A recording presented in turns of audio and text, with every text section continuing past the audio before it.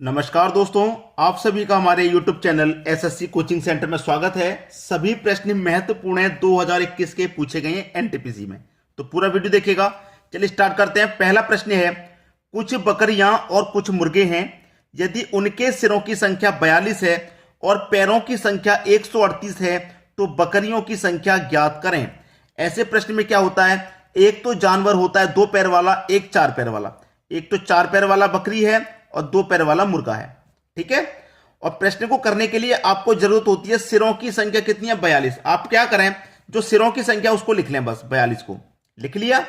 आपसे जो पूछ रहा है उसके अपोजिट से गुना कर दो। आपसे पूछ रहा है बकरियों की संख्या ज्ञात करें, बकरियों की संख्या पूछ रहा है, मतलब 4 पैर वाला पूछ रहा है ना, तो 4 से गुना मत करना। इसके अपोजिट 2 पैर वाला जानवर है, 2 से गुना कर दो। 42 दुनिया का होता है 84, ठीक है।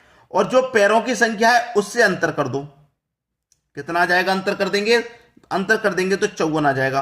और 54 में कर दो 2 से डिवाइड, आंसर आ गया 27। बकरियां कितनी है भैया, 27 है, ठीक है। अगर आपसे मुर्गे पूछ लेता तब भी यही तरीका रहता, सिरों की संख्या को लिखेंगे 42, ठीक है। मुर्गे पूछ रहा है ना, 2 पैर वाला पूछ रहा है, तो 2 पैर वाले के अपोजिट क्या है, 4 पैर वाला जानवर, तो 4 से गुना करेंगे, ठीक है। 4 दूने का 8, 4 चौके 16। और पैरों की संख्या से वही अंतर कर देना है, पैरों की संख्या से अंतर कर देना है। 8 और 8 का अंतर 0, 6 में से 3 जाएगा तो 3, 30 का अंतर आ गया। इस 30 को 2 से डिवाइड कर दो, 15, ठीक है। तो मुर्गे कितने हैं भाई, मुर्गे हैं आपके 15। 27 बकरी, मुर्गे 15, दोनों को जोड़ दो, कितना हो जाएगा, 5 और 7 12 का 2, कैरी का 1, 1 और 2 3, कैरी का 1 4, 42 हो गया। कितना, 42। और 42 सिर है तो इसका मतलब 42 ही जानवर है, तो आसानी से निकाल लेंगे आप। अब देखेंगे अगला प्रश्न। अगला प्रश्न है, 3000 रुपए का 10% वार्षिक दर से 3 वर्ष का मिश्रधन कितना होगा। जब आपको प्रश्न में यह ना कहा जाए कि यह साधारण ब्याज है या चक्रवृद्धि ब्याज है, नहीं बताया जाए, तो आप उस प्रश्न को साधारण ब्याज मानेंगे, ठीक है। साधारण ब्याज का फॉर्मूला सिंपल इंटरेस्ट बराबर PRT/100 रहता है, ठीक है। सिंपल इंटरेस्ट हमें निकालना है, प्रिंसिपल हमें दे रखा है 3000, ठीक है। रेट है 10% का, टाइम कितना है भाई, 3 वर्ष का, बट्टे 100। तो 0 से 1 0 ये गया, ये वाले 0 से ये गया। 30 का गुना मैं 300 का गुना 3 से कर दूं तो ये कितना आ जाएगा, ये आ जाएगा 900। तो सिंपल इंटरेस्ट कितना निकल के आ गया भाई, 900। ब्याज हो गया 900, लेकिन हमसे मिश्रधन पूछ रहा है। मिश्रधन क्या होता है, मिश्रधन होता है, मिश्रधन बराबर होता है मूलधन प्लस ब्याज। मिश्रधन निकल के आ जाएगा, तो मूलधन मेरा कितना है, मूलधन मेरा 3000 है, 900 रुपया मेरा ब्याज का है, दोनों को अगर मैं जोड़ दूं ये हो जाएगा 3900। ये मेरा मिश्रधन हो गया। क्लियर है, यही आपका आंसर है। अब देखेंगे अगला प्रश्न। अगला प्रश्न है, 6000 रुपए का 10% वार्षिक दर से 3 वर्ष का मिश्रधन एवं 8000 रुपए का 8% की दर से 3 वर्ष का मिश्रधन एवं अंतर ज्ञात करें। अंतर ज्ञात करना दोनों मिश्रधन का, दोनों मिश्रधन का अंतर। तो मिश्रधन कैसे निकलेगा भाई, आपके पास है 6000 रुपए, ठीक है, 10% की दर है 3 साल के लिए।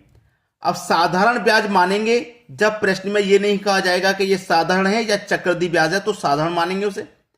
अब 1 साल का ब्याज 10 है तो 3 साल का क्या हो जाएगा 30, तो 100 में जोड़ के लिखेंगे 30 को, तो 130 बट्टे में कितना 100, डायरेक्ट निकाल लो। बाद में दूसरी राशि कितनी है, 8000 है, ठीक है। 8% की दर है 1 साल की, तो 3 साल कितना हो जाएगा, 8 3 का 24, तो 100 में 24 को जोड़ के लिखेंगे तो ये हो जाएगा 124 बट्टे में कितना 100। दोनों का क्या करना है हमें, अंतर, दोनों का अंतर कर लीजिए भाई। 0 से 0 गया, 0 से 0, 13 छिंग 78 और 2 0, ये हो गया 7800। इसको भी निकालेंगे भाई, यहां पे भी हमारे क्या हो जाएंगे, 2 0 से 2 0 कट जाएंगे, तो ये 0 आ जाएगा लास्ट में, गुना करेंगे तो 8 चौक 32 का 2, कैरी का 3, 8 दूने का 16, 16 में कैरी का 3 जोड़ देंगे 19, 19 का 9, कैरी का 1, 8 का 8, कैरी का 1 जोड़ देंगे 9। ये अब दोनों का अंतर कर लो भाई, ठीक है। अंतर का मतलब बड़ी संख्या में छोटी को घटा देंगे, ये वाली बड़ी है इसमें से इसको घटा दो, घटा देते हैं। 99 20 घटा देंगे इसमें से 7800, ठीक है। ये 0 आ जाएगा, ये 2 आ जाएगा, 9 में से 8 गया 1, 9 में से 7 गया 2, 21 20, ये आपका सही जवाब। क्लियर सभी को। अब देखेंगे अगला प्रश्न।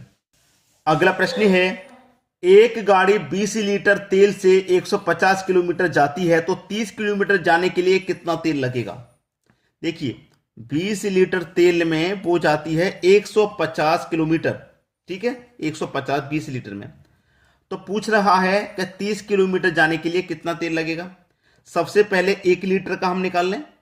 1 लीटर का, 1 लीटर में कितनी चलेगी, तो 150/20, ठीक है, 150/20 चलेगी। 1 लीटर में 150/20 चलेगी। इतना आपको अंदाजा अब हो गया। अब यहां 0 से 0 घटा लो तो 15/2 हो गया, और 15/2 का मतलब ये हो गया 7.5, मतलब 7.5। 1 लीटर में चलेगी 7.5 किलोमीटर, 1 लीटर में 7.5, तो चाहिए आपको कितना, 30 किलोमीटर, ठीक है। 1 लीटर में 7.5 और चाहिए कितना, 30 किलोमीटर। तो देखिए इसका 2 गुना कितना हो जाएगा, 2 गुना कर दूंगा इसका मैं, तो 15, ठीक है। मतलब 2 लीटर में कितनी चलेगी, 15 किलोमीटर। 2 में 15 चाहिए कितनी, 30। भैया 15 चल रही है 2 में, तो 4 में चलेगी आपकी 30 किलोमीटर। प्रश्न खत्म हो गया। 30 किलोमीटर कितने में चलेगी, 4 लीटर में चलेगी। चाहो तो आप डायरेक्ट कर सकते थे कि 1 लीटर में 7.5, तो 30 किलोमीटर कितने में चलेगी, 7.5 से डिवाइड दे दो। अब यहां एक दशमलव, तो दशमलव हटेगा, दशमलव बाद में एक संख्या, तो ऊपर एक 0 लगा दो। अब 75 से 304 बार में कटेगा, तो आपको 4 लीटर तेल की आवश्यकता है। भाई 30 किलोमीटर चलाने के लिए 4 लीटर तेल की आवश्यकता है, चाहे ऐसे कर लो, जैसे आपको समझ में आए वैसे। अब देखेंगे अगला सवाल। अगला प्रश्न है, 3 संख्याओं का अनुपात 3, 7, 8 है। 3 संख्याएं, पहली संख्या, दूसरी संख्या और ये हो गई तीसरी संख्या। इनका अनुपात कितना है भाई, 3:7:8। अगर मैं कहूं इसे 3x मान लो, इसे 7x मान लो, इसको 8x मान लो, तो इसके मान में कोई परिवर्तन होगा, कोई परिवर्तन नहीं होगा, ये आप जानते हैं। कह रहा है कि उनके वर्ग का योग 7808, वर्ग का योग। तो मैंने आपको क्या बताया, अब ये वर्ग दे रखा है ना, तो आप अनुपातों का भी वर्ग कर लो। तो 3 का वर्ग हो जाएगा 9x स्क्वायर, 7 का वर्ग हो जाएगा 49x स्क्वायर, 8 का वर्ग हो जाएगा 64x स्क्वायर। भाई x का भी वर्ग होगा ना साथ में, ये इनका वर्ग हो गया। अब वर्ग का योग दे रखा था इसलिए हमने वर्ग कर लिया, ठीक है, वर्ग कर लिया। कितना है भैया योग, 7808। यहां पे भी क्या कर लेंगे, वर्ग का योग कर लेंगे आप, तो कितना हो जाएगा, 9, 49 और 64, तीनों को अब जोड़ेंगे तो ये हो जाएगा 122। तो 122x स्क्वायर हो गया। इनको जब हमने जोड़ा तो योग, अनुपात का योग इतना है, रियल में योग इतना है, तो ये आपका कितने के बराबर हो जाएगा, इतने के बराबर। तो 122 से ये कितनी बार में कट जाएगा भाई, 64 बार में ये कट जाएगा। तो एक्स स्क्वायर की वैल्यू कितनी आ गई, 64। अब यहां से स्क्वायर हटके इसके ऊपर जाएगा ना, तो x बराबर 64, ये स्क्वायर यहां जाएगा तो इसके ऊपर रूट लग जाएगा। तो x बराबर 64 का स्क्वायर रूट कितना होता है, 8। x की वैल्यू आ गई आपकी 8, x का मान 8 आ गया।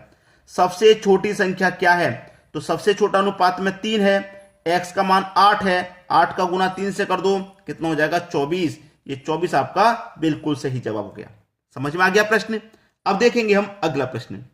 अगला प्रश्न है, अंश में 30% की वृद्धि करने पर तथा हर में 65% की वृद्धि करने पर भिन्न 4/5 है, तो मूल भिन्न क्या थी। देखिए अंश बट्टे हर होता है, ये मैंने कोई भिन्न ले ली a के बट्टे में b, ये मैंने कोई भिन्न ले ली a बट्टे b। अब हम क्या करें, इसके अंश में 30% की वृद्धि, तो 30 की वृद्धि का मतलब क्या है, 100 में 30 जोड़ के लिखेंगे, इसका मतलब 130, ठीक है। हर में 65 की वृद्धि, तो 100 में 65 जोड़ के लिखेंगे, तो इसका मतलब 165, ठीक है। उसके बाद वृद्धि करने पर भिन्न 4/5 हो जाती है, कितनी हो जाती है, भिन्न 4/5 हो जाती है। तो मूल भिन्न क्या थी, कर लो भैया। 2 से कटाऊंगा 2 बार में, और 2 से कटाऊंगा 65 बार में, 5 से कटाऊंगा 1 बार में, 5 से कटाऊंगा 33 बार में, 5 त्रिक का 15, 1 बचेगा 15, 5 त्रिक का 15, ये कट गया। अब कटने के बाद ये कितना बचा, a गुने 65, a गुने 65 बचा, ये बचा b गुने 33 बराबर ये ऊपर 2/1, यही तो बचा 2/1, हो जाएगा कैंची का गुना, ठीक है।